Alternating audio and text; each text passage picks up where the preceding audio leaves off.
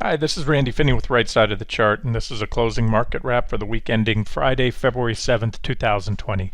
We'll do this video a little bit different. I'm going to give you guys we'll take a look at things other than the broad market. Usually in the public updates, I mentioned that I would cut back when there's not a lot of developments in the market. Market's been grinding higher with some corrections along the way. And so what I'll do is start out with a quick overview of the charts, because that is what I do, especially for on Right Side of the Chart public content. And then I'm going to do what I said I would do in a couple weeks back. I said we would cut down on daily updates if there's nothing to talk about on the market. I'll always put charts, as I did this morning, for subscribers before the market opens. During the day, I'll do those updates. But what I said I'd do is take try to maybe highlight every now and then both a successful and an unsuccessful trade, a trade that has stopped out or went wrong, as well as one that did well. And the takeaway will be some if nothing else, some what to do and what not to do kind of stuff.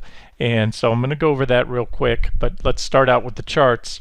And that would be right here. This is what stands out to me at this point in time. I'm going to get to what I covered this morning. But I mentioned the other day I have an extreme level. I like to look at every security differently as far as a RSI goes. I have an RSI 14 right here. And you can see a red line. Now, if you put an RSI up on your chart, that most charting programs are going to give you the default values of 70, which is overbought, any reading of 70 or higher, and that line would be considerably lower. And then 30 is oversold, so you'd have a line right there. And you can see, that tends to be the case.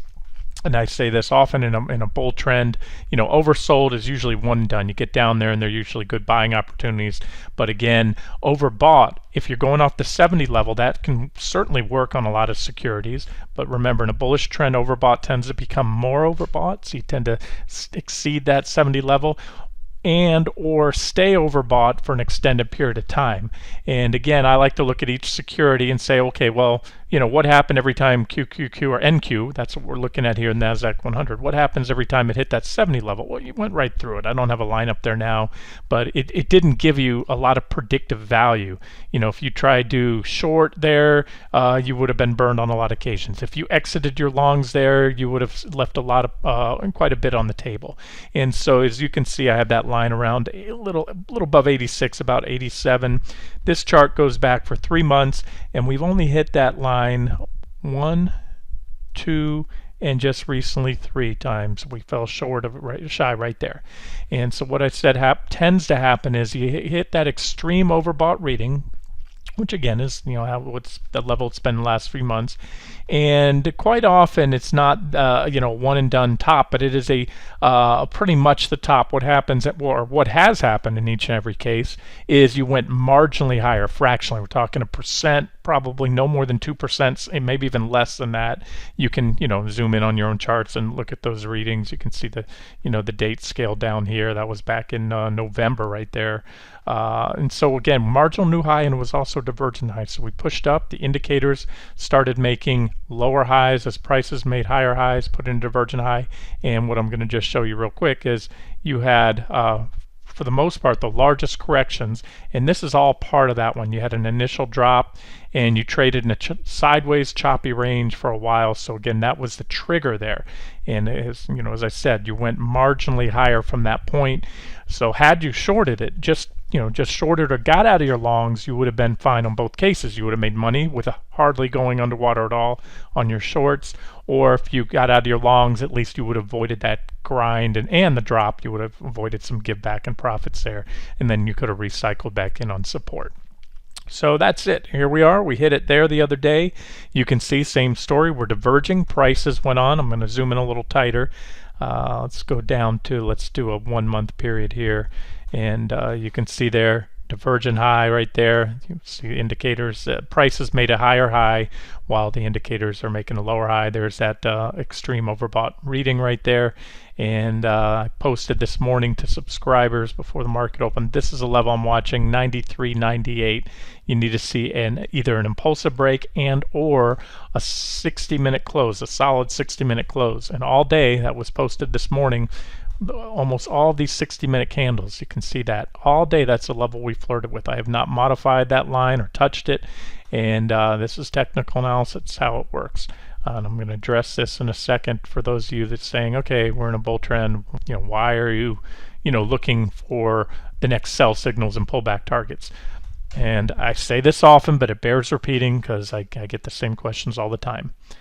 My trading style largely incorporates price support and resistance levels, trend lines, and things like that. When you have a security, whether it's an index or a stock, trading at all-time highs, there are no resistance levels overhead. There are no really, at least right now, there haven't been any bullish chart patterns. There was that bullish pennant I pointed out the other day, but remember that was foiled, as I suspected it would be. It broke out, and it never played out. And that was, again, on NQ. Actually did on SPY, believe it or not. I'll get to that in a second. So you can see this is support. You can see all the reactions along here as I'm circling or boxing these in. A lot of reactions on that level. Don't look at these skinny parts. This is a candlestick shadow. You can dip down through there. If you're trading on a 60-minute chart, it's the closes that you want. You want to see a red candlestick close. And again, so during an uptrend, I like to look at trading pullbacks to breaks of support and get those corrections, get in and out. And again, if you're a long-term investor, or even if you don't short, you only want to buy dips, you trade with the trend. That's what I give you, those levels. And so I gave you, this morning to subscribers, if this goes, then that opens the door for a drop down to 93.18, minimum target 93.1850, and quite possibly these additional targets down here. I also put up the chart of SPY as well, or I'm sorry, ES. We'll look at that real quick. And on ES, this is what happened recently. We had, remember, we had a bullish pennant in NQ, and that failed to play out. We broke out, and on ES, we had this bull flag pattern that I pointed out recently. So that's the leg up, the flag pull. There's your textbook looking bull flag. Had an impulsive breakout. It started to get foiled like NQ. And this is where NQ did the same thing, except it broke out of a bullish pennant. Pennant looks just like that, like a shape of a pennant instead of a flag. And then you get the same thing, the measured target. So ES actually, if you look at the distance of the flagpole right there, the impulsive leg up, has played out to that target. So number one, it met its measured target. So that capped.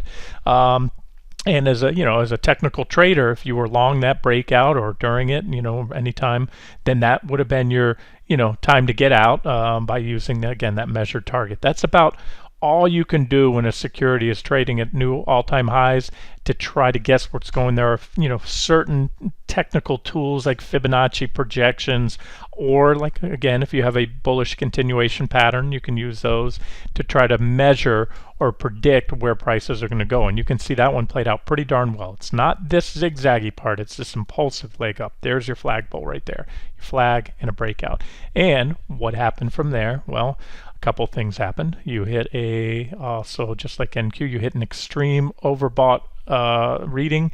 We've had more of these tags here. You can see that's about 80. It is the 87 level on the RSI 9 I'm using here. I should flip over to the 11. Sometimes I'll toggle between the two, and you can see that that usually is the high end of the range there. But what we did more importantly, again, the RS9 is a little faster setting on the RSI than the RSI 14. But what we did is we put in a divergent high, just like NQ, negative divergence. And so far it's playing out. I mentioned that this was the more important, this is the support level for ES, but what I had said this morning is whether I'm trading ES or NQ or the small caps, I don't trade them in a vacuum. I watch both. So what I had said this morning is you need to see, we already had broken down in ES. Like I said, we were trading right here this morning, but I said you also need to see NQ breakdown, that level I just showed you, that support that was successfully defended all day. Nearly every 60-minute candle tested that level and held on a closing basis. And so that's a level to watch next week. So in other words, and one way to say it is we have a breakdown or a sell signal here on SPY, or ES, but it's not going too far. Why? Because NDX is holding it up. The NASDAQ 100, remember, most of the stocks, or a lot of the stocks in the NASDAQ 100, especially your top-heavy FANG stocks, are the same top-heavy components here in the S&P 500. So you're not going to see, ES or the S&P 500 do this and the NASDAQ 100 do that. It just can't. It's the math. It can't work. It's virtually impossible. So that's what we're looking at right now. So we kind of have that breakdown. It's also a failed breakout of that recent high. And then finally, I wanted to talk about a couple of some of the recent trades that we've had on the site, and really a reply that I made to a subscriber today to the site who asked, Randy, you've been bearish talking about this big potential big drop in the market for a long time. Why aren't you trading S&P 500 stocks? Well, first of all, there are quite a bit.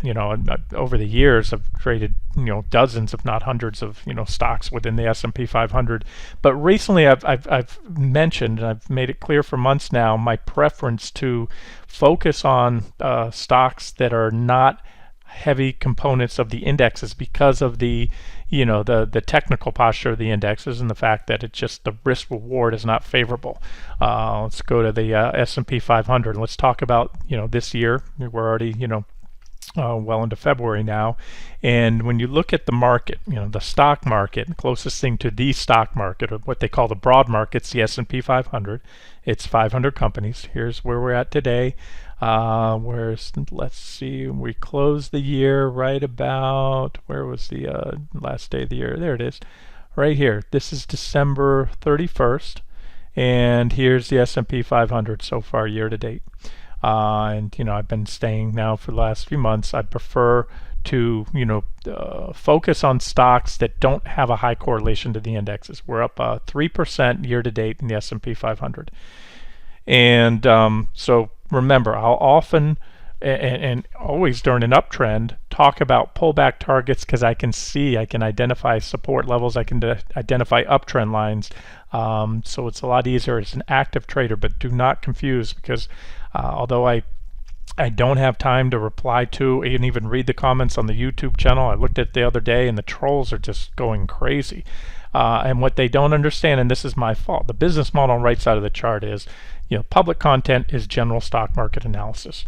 And so, as I often say, 90 plus, maybe 95% or more of everything that I trade personally and the trade ideas posted on rightsideofthechart.com are everything but the stock market.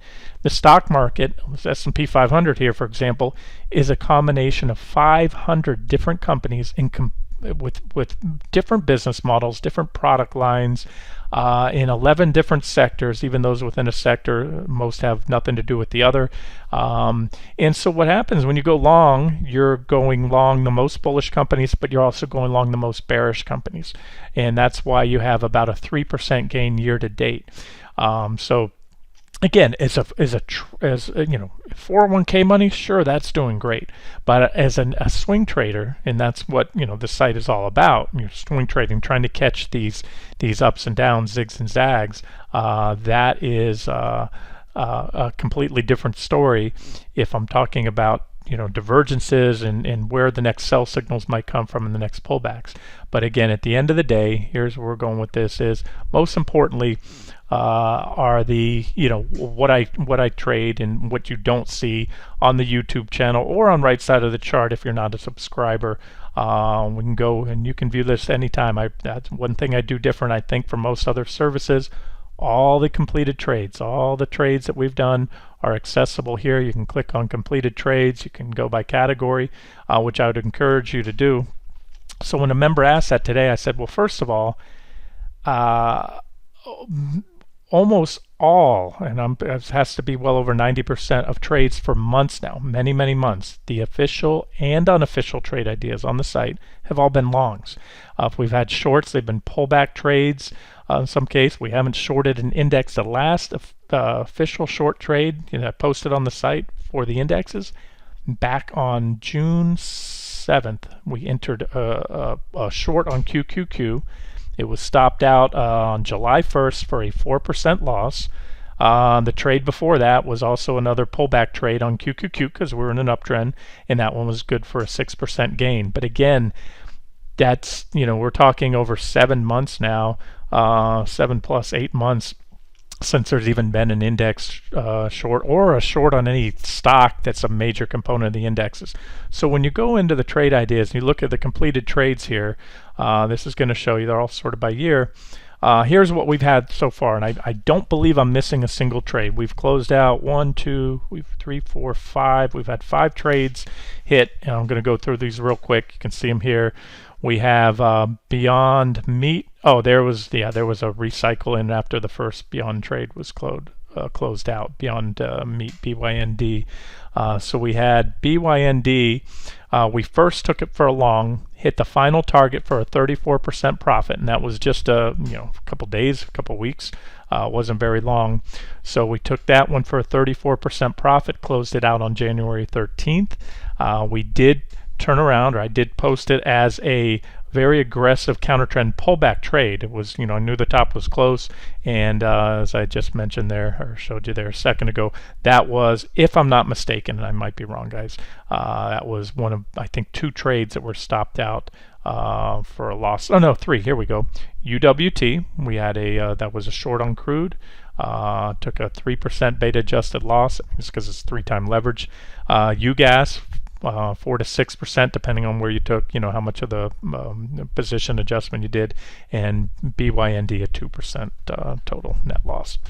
And that compares to the 34% gain with our final target hit. And remember, another thing I do different is I give on the official trades explicit exact entry points and exit points, price targets. It's one thing to say, I was bullish on BYND at such and such price, and now it's up 80%. I've seen services that do that. No, my targets are it. If you miss the target by a penny, it didn't get hit, and that doesn't count. Next one up, CHW posted. I mentioned it the other day. I haven't posted the update yet on the second target hit, but we just hit on January 14th. We hit the second target for a 62% gain. Followed by PBYI. We hit our first target, still an active trade, but we hit our first target for 36% on February 6th. And then just yesterday, we hit our final target on our Bitcoin long GBTC for a 37% profit. Oh, and I missed one. TVIX, we still have an active trade. We hit our first price target for a 21% gain. So there you go. 3 trades this year. And again, I always talk about risk reward, and I'll take shots all day long, whether it's a market or an individual stock or an ETF. Well, it doesn't matter. The thing is, if you keep your losses small here, 3 to 4, 5%, and again, as I just showed you, we've had so far this year 21%, 34%, 62%, 36%, and 37% profits on. And that's all those are official trades this year. That's what we're trading. That's what I trade, in addition to a lot of other stuff. These are the official trades. There's a lot of unofficial trades, and so what we'll do is we'll just I guess I can pull any one of these up. Let's look at that Bitcoin trade. We'll do that because I said what I want to do is a little more value added, and again, I'll make a point to do this and try to highlight some trades that are stopped out, and try to identify what went wrong, what would I have done different, or what maybe why the trade didn't pan out. Sometimes it's just they don't work out, and even though the chart or the entry looked objective at the time. So on GBTC, to look at that, we'll have to go back, but you can see here on the chart, and again, that's you can view that coming to the site now. It's no longer an active trade, so these posts they should have been unlocked. Bought it here on the breakout. And that was a basis for the trade. And again, on all these trades, each chart is screenshotted at the time and posted. And this was, a setup was posted in advance. So, we had the entry criteria as the next break above 863. It would trigger right around here. We quickly hit our first target. And the reason I list multiple targets, that's where pullbacks are expected. So we pulled back, we remained above our stop, and that put in, as I mentioned at the time, highlighted again as putting in an additional divergent low. This is just, these bullish chart patterns are just like what I'm looking at quite often on the short trades, but in reverse. And so these divergences are bullish, just like you have the bearish divergences right now on the indexes, and they tend to work the same way but in reverse. So you had that divergent low, just extended. It's not as if this divergent low didn't play out. It played out for a rally and then put in a larger divergent low. Went on to hit our second target. Kind of went through there, pulled back. It was a momentum fueled overshoot right through that second target, and then finally hit our third target. And again, I'll always give you my thoughts as to where I think a trade is going. Sometimes I'll say, hey, this one might have potential to run. I'm going to take it off the active trade list because the final target's been hit. And if that's the case, if you're holding out for more, you might want to raise stops. In the case of this one, I told you what I'd do, and I booked full profits on all my Bitcoin longs, GBTC, and a couple Bitcoin proxies, but I don't want to go off topic. Those are individual companies that tend to ebb and flow with it. And let's see what's happened since. So this one, I said that's significant resistance, even though the longer term chart is constructive, and I said you may want to leave some in there.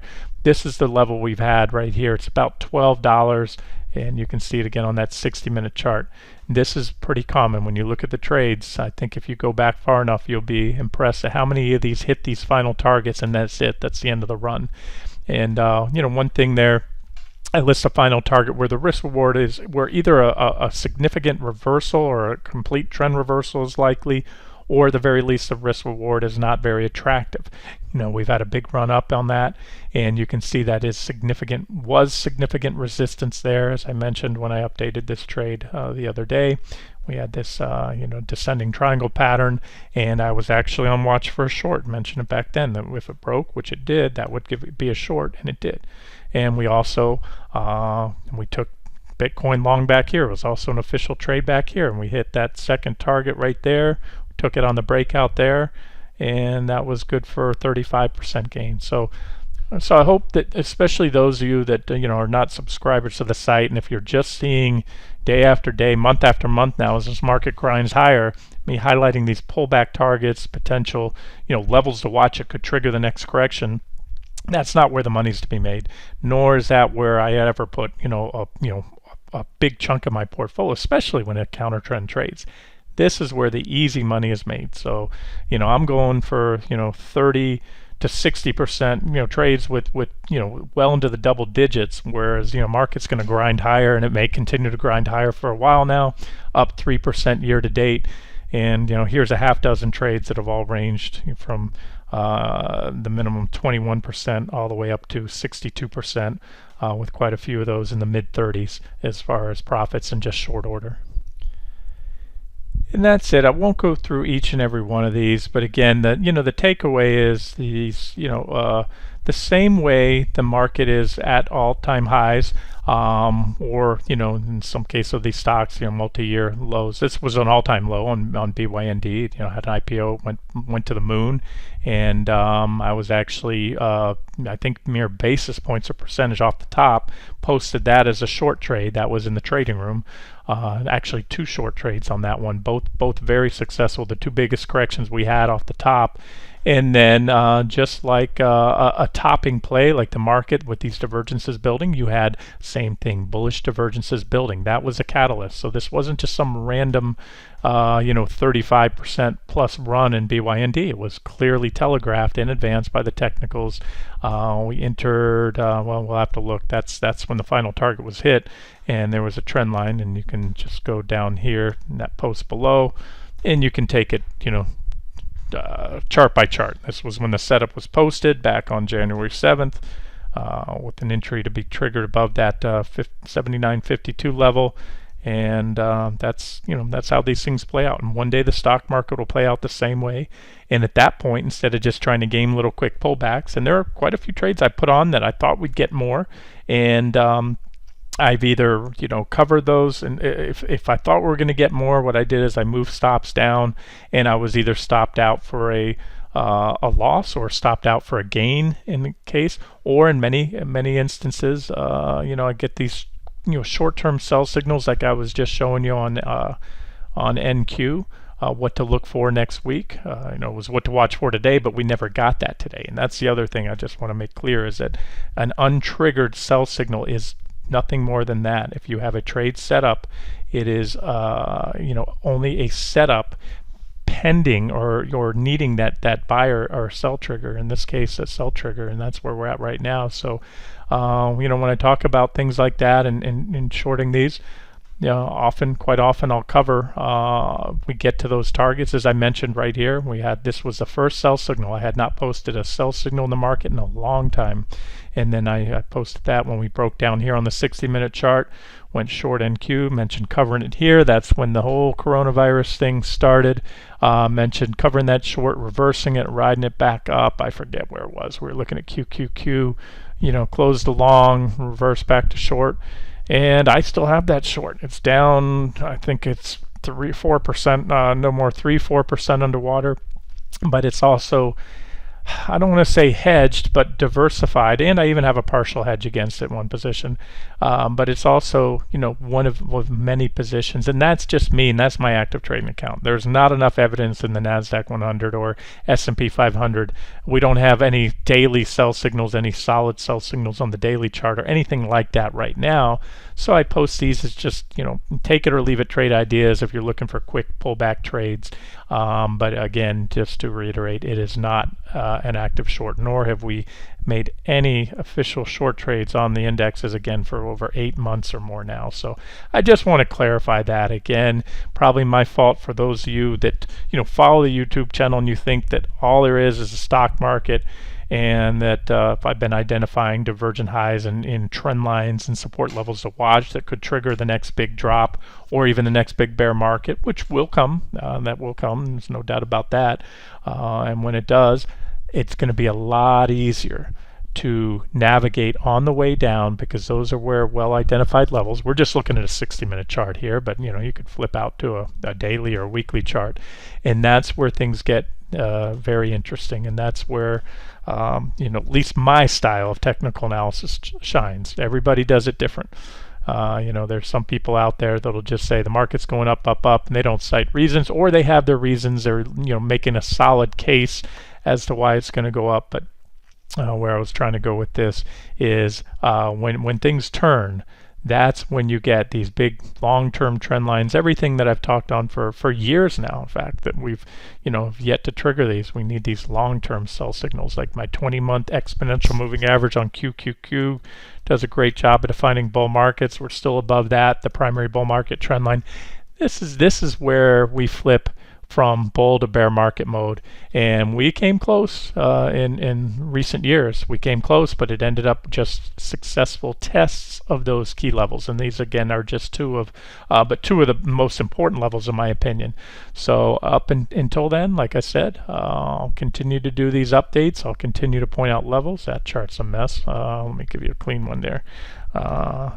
Continue to point out levels like SPY here, broke down, back tested, and I mentioned this the other day too. We came up, put in a divergent high. We had this nice clean up trend line off the October 3rd lows, broke down. That was the same, that came I think just before the sell signal I had on NQ, if I recall now, but that was a sell signal.